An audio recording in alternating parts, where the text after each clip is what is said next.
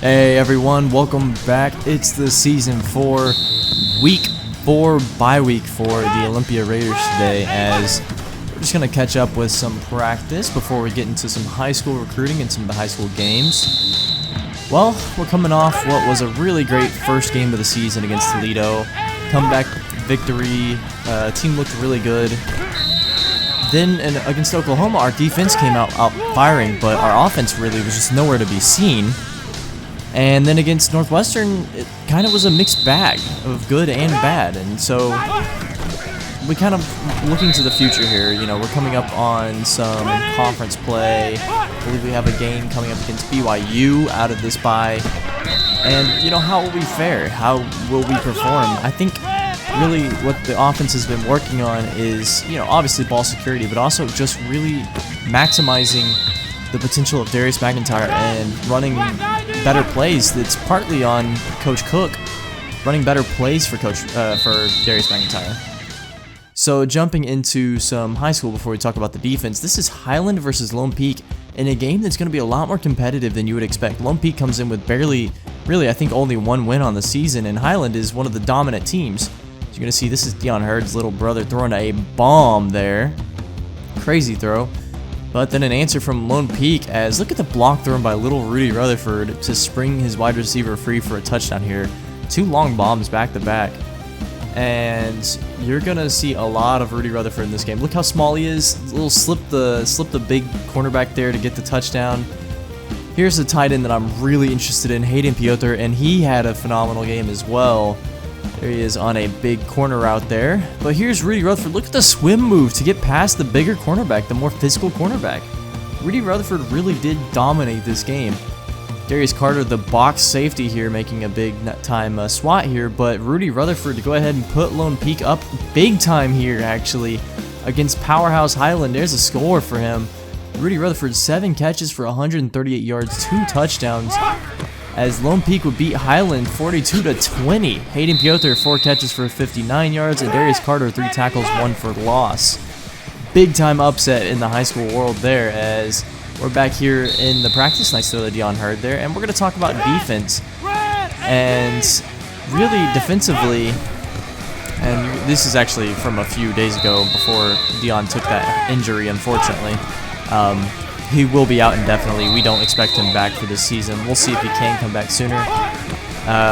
Going back to, again, our defensive strategy, I think what we need to do is we run a lot of the nickel 2-4-5, if you notice. We bring a lot of defensive backs in, and we use our linebackers as sort of edge rushers rather than having ends. I'd like to see a little more traditional defense run. Maybe some more 3-4, a little more, maybe even some dime. If we're going to sell out for the pass, we really need to sell out for it. Nice pass to Tarian Mason there. Good catch. He's really shown up so far. Again, I'd like to see a little more traditional base defense run. Let's go ahead and talk about some commitments here before we get into the next game. As, well, we'll get to one commitment after this game, and especially Haile Latu, our first commit of the season. He committed to us over Utah University. The Utes unfortunately unable to get him, but fortunately for us, Haile Latu, brother of Roa Latu, there at West Jordan, is ours. So we'll have a nice edge rusher coming in next season. And let's get back into some high school games, as we have Northridge versus my team, Harriman. And Northridge really looked good this game on the first play inside the red zone. Nice pitch there to get a touchdown. Here's Wesley Dunmore, the dual threat quarterback, and he just doesn't make good decisions sometimes. A bad idea to throw it deep there as he gets picked off. But then here he is again. He's getting kind of stuffed at his own line. He's a big guy. He's hard to bring down, and he's going to run ahead anyway. Slide for a first down. And then Wesley Dunmore showing off the arm as he throws this one for a deep, deep touchdown there. Oh, I guess they got stopped short, but Wesley Dunmore, he's going to take it on his own the next play anyway. Runs this one into the end zone. That's what he does best. Really was good on the ground today. Wesley Dunmore again throwing a deep ball here, and he's showing a lot of interest in Olympia. Here is Tyler Zandelay. We'll talk more about him in a bit, but 1 sack on the day right there as he just rips down Wesley. Wesley again on offense, though, throwing it deep, and he's got his target for the touchdown. This is a dual threat quarterback showing off his arm. Tyler Zandelay would not be put down, though. He got another sack on the day. Here's Vincent Hargrove, the defensive tackle. Not a great day for him, but still finding a way to get in the game. He's just a really calm, collected, disciplined player. Wesley Dunmore, one chance here to go ahead and tie up the game, and unfortunately is unable to do so as they would take the L to Northridge 30-27. Wesley Dunmore 12 for 17, 174 yards, 1 touchdown throwing, 1 interception, 11 runs. He only got 24 yards after sacks, 1 touchdown running the ball. Vincent Hargrove 2 tackles, 1 for loss, and then Tyler Zandelay 4 tackles, 2 sacks, 1 tackle for loss, and more importantly, Tyler Zandelay commits to us.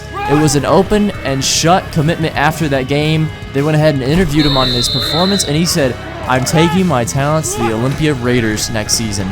Big time game for him and a big time pickup for us. The defensive end who really kind of plays like a linebacker coming to Olympia. We'll see how he gets used. Probably a bit of a gadget player, can slide him around a lot. Another commitment here. Nick Larson from Bingham, unfortunately, does not commit to us. Really, we were never in the race here. He's going to go ahead and choose Arizona over Minnesota in what was a really close battle, but Arizona has him all the way through. So he'll be in the Pac-12, and there's a good chance we see Arizona in a year or two, maybe even 3 years. Nick Larson could end up playing against us very soon. Unfortunately, unable to get him. He would have been a great, really a nose tackle type player. Decent pass rush skills. Really was a complete player all around. So again, looking forward, we've got BYU coming up, and I think we match up nicely against BYU. I think coming off the bye week, making some adjustments, Coach Cook is going to put on a coaching clinic and take down the Cougars. And after that, it's some conference plays. We see a nice bomb here from DMAC to Dion Hurd.